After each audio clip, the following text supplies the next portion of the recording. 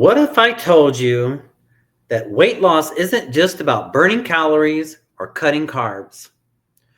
What if the real reason people struggle is because they're missing the entire system behind lasting results? I spent over 40 years helping people lose weight, build strength, and change their lives. Today, I'm going to share the 5 pillars that make all the difference. This isn't theory, it's what works in the real world. Let's dive in. The first pillar is training or exercise. So when it comes to your training program or exercise, I encourage you to have a combination of strength training and cardiovascular training. Imagine for a moment that we have a twin-engine airplane. We're flying along, and one engine is cardiovascular engine, and the other engine is strength training engine. Now, ideally, we want to have both engines going strong on the airplane. That's what's going to give you the best results, to have a combination of training, cardio training, and strength training.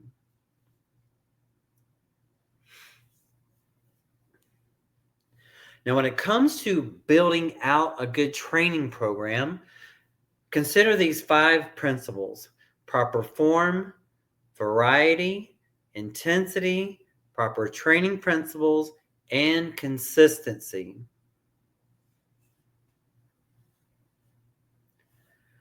Let's first look at proper form. So when it comes to proper form, what would be the main reason you would think proper form would be so important? What's the value or the benefit of doing proper form when exercising?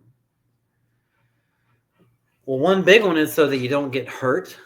That's going to really be a major setback, as if you get an injury. So consider that proper form is going to really help assist you from getting an injury. And then also too, proper form, so that you're getting the most out of your time. You're being the most efficient with your time. You're getting the most use out of your time in the workout. So by doing the proper form, you're going to exercise the correct muscles and not get an injury.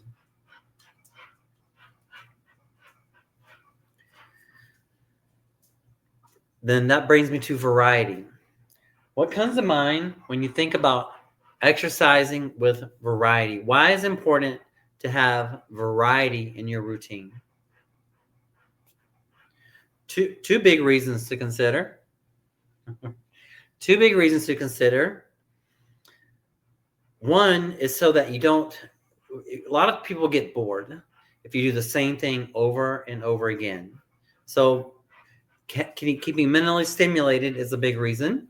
But then also too, I feel is even more important is so we can not get stuck on a plateau. Do you know what a plateau is? That's where you get stuck.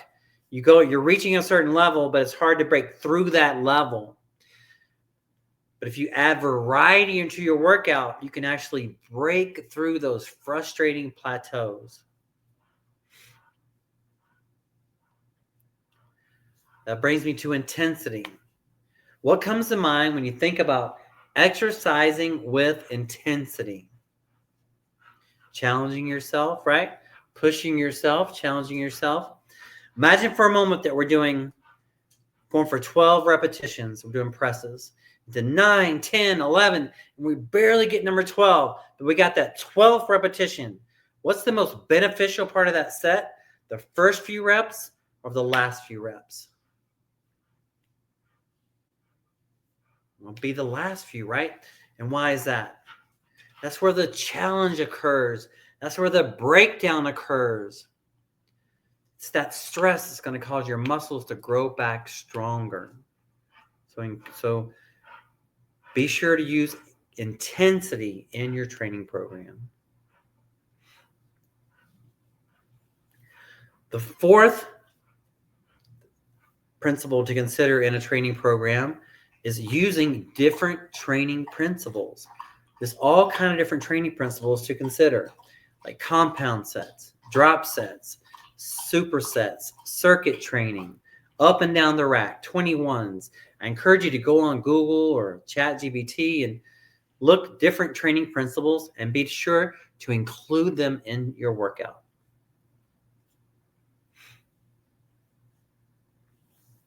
Now, speaking of workouts, I have a free app available to you if you're interested.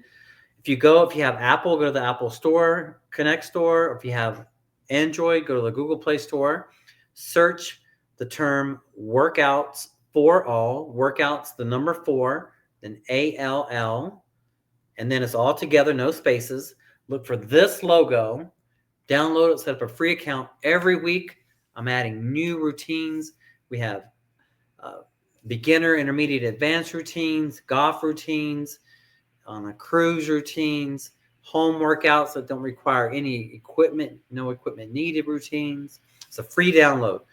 The search term is workouts, the number 4, not spelled out, but the number 4, ALL, no spaces, and look for this logo. Download, set up your free account today.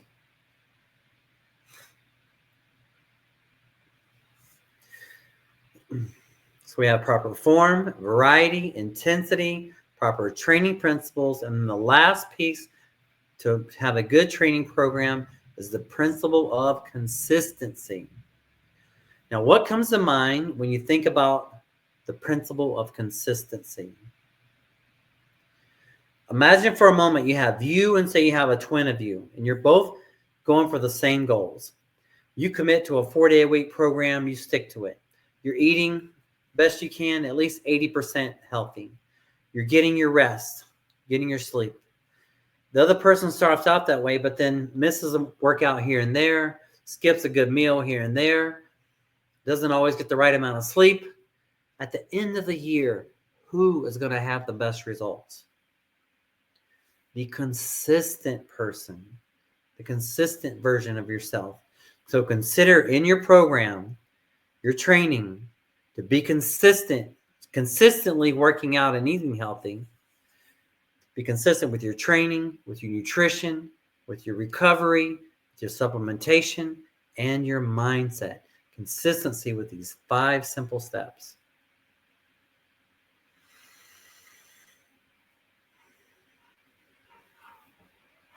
The third pillar is recovery. This is generally time between workouts and your sleep. Now, generally, based on research I found, most people require 7.5 to 9 hours sleep a night, 2 hours of deep, 2 hours of REM. How can you get that? Well, consider these simple strategies. Having the same sleep time, ideally. Same time you go to sleep, same time you wake up. Say you're going for 8 hours, 9 to 5, 10 to 6, 8 to 4, however you lay it out, but be consistent. And then I have one client who's a neuro radiologist. He introduced me to the concept of sleep opportunity. So if you're in the bed for 8 hours, it doesn't necessarily mean you're going to get 8 hours of sleep, right? So consider that you have to at least have the opportunity to get sleep. So plug in what you feel you would like your opportunity to be. At this point in my life, most of the time, and I haven't been totally 100% on this, but I strive for 9 hours of sleep opportunity. That way I know I'm going to get the max amount of sleep. And I feel like that helps the quality of my life. I love it. So that's one thing you can do, is have the same amount of sleep opportunity times, whether it's 9 to 5, 10 to 6, 8 to 4, but be consistent with it. Another thing you can do is to not eat at least 2 hours before sleep time. Each time we eat, we get a metabolic boost, increases our heart rate. Ideally, as we get ready to go to sleep, we want to lower our heart rate, cool our body down, turn the thermostat down in the house, darken the house, put things over your eyes, or however you want to darken your room. and just, sleep like a cozy bear. Get that sleep. The fourth pillar is supplementation. Now, I feel like there are basically two different types of supplementation. There is nutritional supplementation, and there is enhancement performance supplementation. Nutritional supplementation is like a protein shake, smoothies, those kind of things. And enhancement performance supplements is like creatine or fat burners. And they can make a difference. But remember that I have supplements up here. The basics are exercise, nutrition, the recovery. Then we supplement, right? So consider supplementation.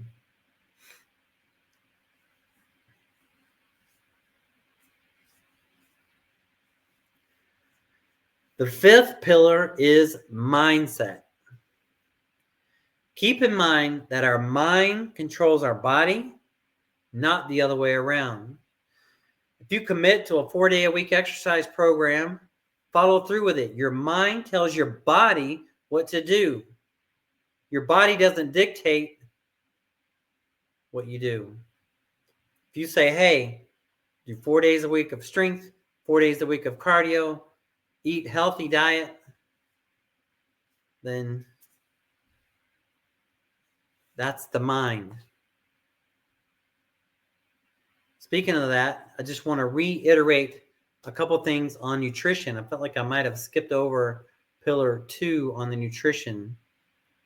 So I want to review it one more time before we close it out.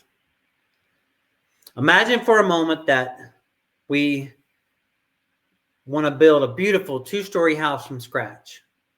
And imagine that we only have half the materials necessary to build the house. How far are we going to get? About halfway, part of the way, right? So the foods that you and I eat on a daily basis, the foods that we eat are like the supplies that go to build our body, like the supplies necessary to build the house. Now, what I recommend eating, I recommend consider a whole food plant-based diet, about 50% fruits and vegetables, 25% whole grains, and 25% plant-based proteins like legumes, lentils, nuts, and seeds.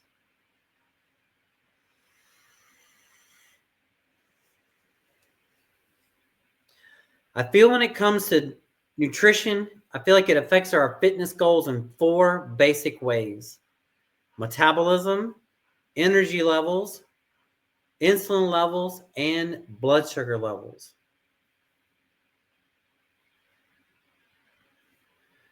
Now imagine for a moment we have a fireplace. And on one hand, we have a stack of oak wood. And on the other hand, we have a stack of paper. Now, not including kindling and getting the fire started, but if you had to choose between the oak wood or the paper to burn in your fireplace, which one would you pick and why? Well, most of us will pick the oak wood. And why? Because it's going to burn longer. It's going to burn slower, more efficiently. Some foods burn more like the oak wood. Some foods burn more like the paper. Oak wood foods are like fruits and vegetables and whole grains, legumes, lentils, nuts, and seeds. And paper type foods are, processed foods, sugar, alcohol, junk food. So consider those nutritional ideas.